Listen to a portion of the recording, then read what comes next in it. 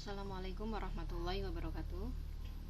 Oke, sebelumnya dengan eh, media seperti ini, saya harapkan kalian bisa memahami apa yang saya sampaikan. Jadi ini saya mau mengusahakan semaksimal mungkin supaya kalian lebih mudah untuk memahami materi yang saya sampaikan. Kalaupun nanti ini kurang bisa dipahami, nanti bisa kita ganti untuk metode yang lainnya, gitu ya. Jadi untuk pembahasan pada pertemuan ini adalah kita berbicara tentang limit dan kekontinuan. Jadi di sini sebenarnya materi limit itu adalah materi prakalkulus ya. Jadi di sini di dalam limit sendiri itu sering digunakan dalam kehidupan sehari-hari sebenarnya kata itu. Hanya saja mungkin ada beberapa yang dari kita itu mungkin tidak memahami atau tidak merasa kalau kita sedang menerapkan konsep limit gitu. Nah, supaya mengerti tentang materi limit ini, coba kalian perhatikan di modul ini yang saya berikan gitu ya. Di situ kalian bisa baca-baca modulnya. Nanti kalau tidak paham bisa ditanyakan via komen di bawah ya. Jadi untuk mengerti definisi limit, coba perhatikan di sini apabila saya berikan sebuah fungsi f ya. Dan fungsi f itu rumusnya adalah 2x kuadrat min 5x plus 2 per x per 2. Nah, kalian ingat fungsi ini adalah fungsi pecahan atau fungsi rasional. Kalau fungsi pecahan itu berarti penyebut itu kan tidak boleh 0, sehingga di sini domain dari fungsi ini adalah semua bilangan real kecuali 2. Kenapa? Karena kalau 2 maka mengakibatkan fungsi ini menjadi per 0. Nah, sedangkan bilangan rasional adalah bilangan yang bisa dinyatakan dalam A per B dengan B itu tidak boleh sama dengan 0. Nah, untuk melihat ini ya, jadi apabila X itu kita ganti dengan angka 2, ternyata tadi kan mengakibatkan 0 per 0. Tetapi apabila kita mencari sebuah nilai X itu mendekati angka 2 tapi tidak tepat di 2, maka apa yang terjadi? Coba perhatikan di tabel ini. Apabila saya dekati dari angka 1,9, 1,99 dan 1,999, kemudian 2,001, 2,01 dan 2,1, maka di sini ada nilainya. Fx itu ada nilainya. Tetapi apabila nilai x itu 2, maka fx itu bernilai 0 gitu ya. Jadi di sini kalau misalkan didekati dari sebelah kiri dan didekati dari sebelah kanan, ternyata ada nilainya untuk fx itu. Kalau kita gambarkan jadi seperti ini. Jadi apabila x itu didekati dari sebelah kirinya 2, maka di sini akan ada nilainya. Kalau x-nya di sini ya, maka ada fungsinya, nilai fungsinya di sini. Nah, tetapi kalau nilainya 2, di sini 0, di sini tidak ada nilainya, gitu ya.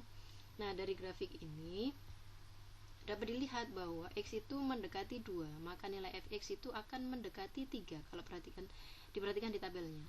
Tapi dia tidak pernah menghasilkan 3. Oke. Nah, berdasarkan hal ini, maka dapat ditentukan, kita itu dapat menentukan selang. Selang itu selang itu adalah selang dari x itu. Berapa sih x yang harus kita tentukan supaya kita itu bisa mendapatkan nilai fx sedekat mungkin ya, sedekat mungkin dengan nilai kalau didekati dengan nilai misalkan x itu tadi kan tidak ada nilainya ketika di 2. Nah, berapa sih selang yang kita tentukan di sini ya? Kita tentukan selang yang mendekati 2, entah dari kiri atau dari kanan, yang dia itu mengakibatkan fx itu ada nilainya. Nah, berdasarkan ini misalkan kita coba menentukan selisih antara fx. Jadi selisihnya misalkan ya, saya di sini mengambil angka 1,99. Ternyata di sini ada hasilnya sekian ya, 2,998 begitu misalnya gitu ya. Jadi di sini 1,99, di sini adalah 2,998. Dia mendekati 3.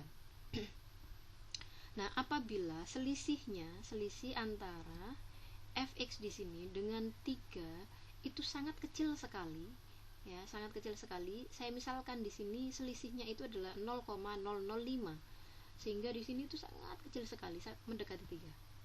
Nah, maka x berapa sih yang harus kita temukan? Selang berapa yang mengakibatkan nilai fx di sini itu sangat dekat dengan 3?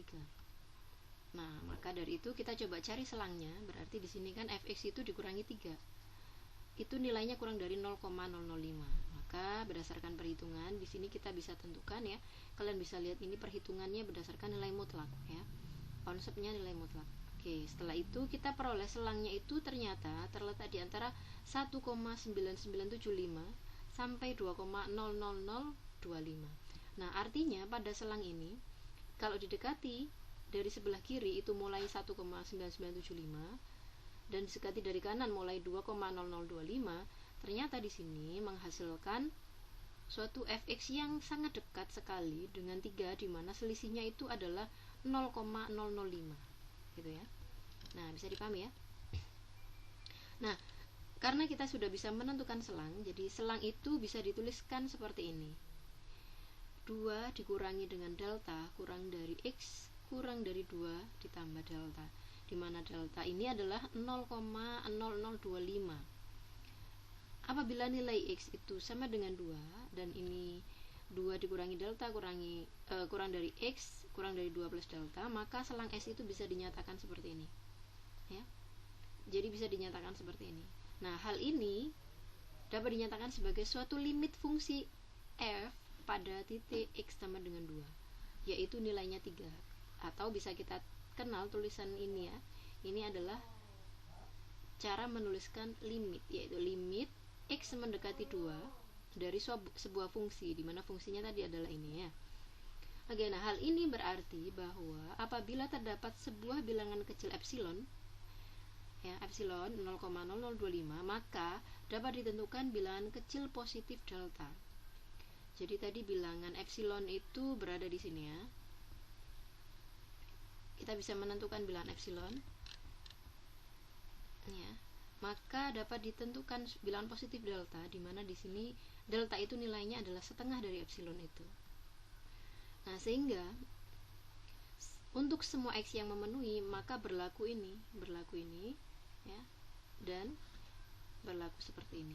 Nah, dari sini maka konsep limit atau definisi dari limit itu sendiri adalah fungsi f itu dikatakan mempunyai limit. Nah, misalnya nilai limitnya adalah L pada sebuah titik itu misalnya A, dan domainnya itu ditulis sebagai df ya, maka limit x mendekati A dari fungsi fx sama dengan L apabila pada setiap bilangan kecil positif delta. Nah, apabila ada sebuah bilangan delta ini ya, sehingga untuk semua x dalam domain fx ya memenuhi. Nah, memenuhi 0 kurang dari nilai mutlak x min A kurang dari delta, dan ini berlaku fx min L kurang dari epsilon. Kalau kalian perhatikan gambarnya seperti ini. Jadi di sini kita itu harus menentukan epsilonnya dulu. Kita tentukan epsilon yang sedekat mungkin dengan L. Ya, kita dekati dari bawah atau dari atas di sini. Nah, ketika ada sebuah nilai epsilon yang bisa mendekati L, maka harus bisa ditentukan ada sebuah delta di sini. Nah, apabila ada sebuah delta, yaitu deltanya itu mendekati A di sini, dari kiri, dari kanan, maka bisa dinyatakan bahwa nilai mutlak dari fungsi fx dikurangi dengan L itu kurang dari epsilon, diperoleh seperti ini, negatif epsilon kurang dari fx min L kurang dari epsilon, atau L dikurangi dengan epsilon kurang dari fx kurang dari L plus epsilon. Nah, perhatikan bahwa bilangan epsilon harus ditentukan terlebih dahulu tadi ya. Nah, jadi kalau kita bisa menentukan epsilon itu, maka di sini pasti terdapat suatu delta. Oke, apabila bisa ditentukan dari epsilon tadi bisa ditentukan suatu delta, maka hal ini bisa dinyatakan bahwa fx min L itu kurang dari epsilon, sehingga ini adalah syarat untuk menyatakan bahwa dia adalah sebuah limit. Oke, jadi perhatikan, untuk lebih memahami kalian bisa memperhatikan contoh 1, yaitu dengan menunjukkan bahwasannya limit dari x mendekati 1 dari 2x plus 1 sama dengan 3 ya. Nah, di sini kalau berdasarkan konsep limit yang dulu kalian peroleh kan, cara menentukan ini kan x itu tinggal diganti 1 ya. Sehingga di sini nilainya adalah 2x plus 1. maka nilainya sama dengan 3. Nah, ini fungsi linear, gampang ya, fungsi linear. Nah, kalau yang tadi fungsi rasional gini. Kenapa tadi di sini kok 2x min 1 ya? Diperoleh dari sini. Ini apabila fungsi itu disederhanakan, maka akan diperoleh 2x min 1 di sini ya. 2x min 1. Oke. Ini adalah pembahasan tentang limit. Nah, di dalam limit sendiri ada beberapa teorema yang bisa kalian lihat di sini. Saya tuliskan teorema-teoremanya ya. Jadi nanti teorema ini bisa kalian coba sendiri bagaimana pembuktiannya. Ada banyak sekali referensi bisa kalian cari. Nah, ini adalah berkaitan dengan limit. Oke, untuk pembahasan contoh ini kalian bisa perhatikan pada video berikutnya ya. Untuk materi kekontinuan. Kekontinuan itu yang seperti apa gitu ya. Jadi di sini perhatikan, apabila kita diminta untuk menentukan limit suatu fungsi f dari titik x sama dengan a, maka seringkali kita langsung menghitung berapa sih fa gitu ya. Jadi fa itu berapa? Kalian tinggal masukkan kayak tadi ya. Jadi tinggal dimasukkan ke dalam fungsinya. Misalnya x itu di sini f1, berarti di sini x itu semuanya diganti dengan 1 gitu ya. Nah, akan tetapi sebenarnya cara ini tidak selalu dapat dilakukan. Nah, misalnya ada fungsi fx sama dengan sin x per x. Nah, kalau kita buat sebagai sebuah limit x mendekati 0, maka nilai dari sin x per x ini bernilai berapa? 1 ya. Jadi limit dari sin x per x mendekati 0 itu nilainya 1. Kalian bisa buka lagi di buku SMA. Kemudian di sini tapi gini ya.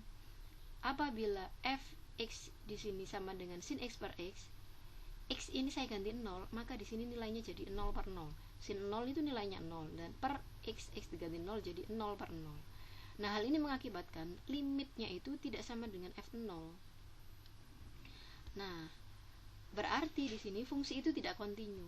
Berarti kalau dikatakan kontinu yang seperti apa?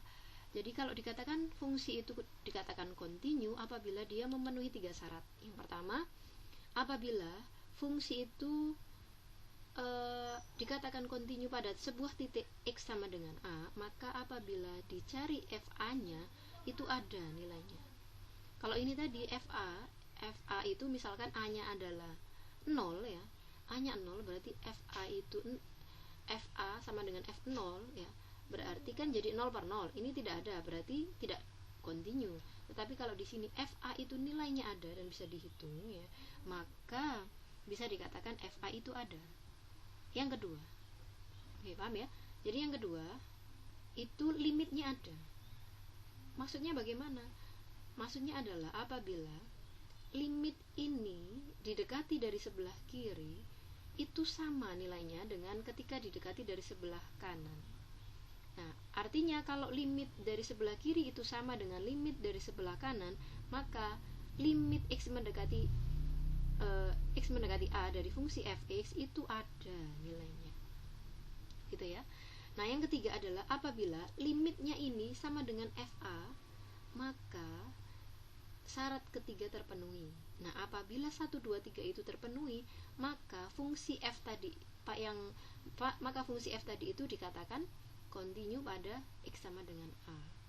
Tetapi kalau ada salah satu saja yang tidak dipenuhi, entah itu di yang pertama, kalau yang pertama sudah nggak terpenuhi, otomatis yang 2, 3 nggak usah dilanjutkan.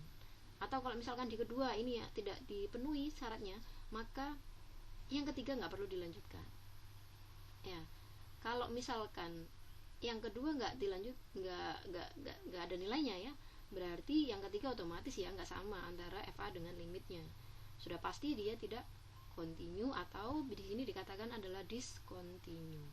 Oke, untuk mengenai contoh tentang kekontinuan ini ada beberapa contoh 2, 3, 4 nanti akan saya bahas pada video berikutnya. Oke, ini adalah materi tentang limit dan kekontinuan. Semoga kalian paham. Sekian, assalamualaikum warahmatullahi wabarakatuh.